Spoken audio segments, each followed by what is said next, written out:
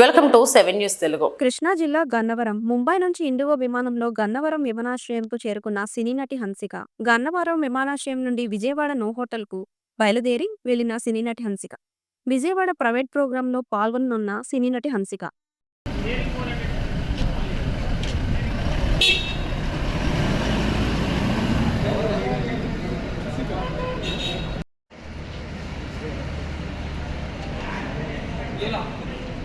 नहीं ये मेरा बैग देना तो बैग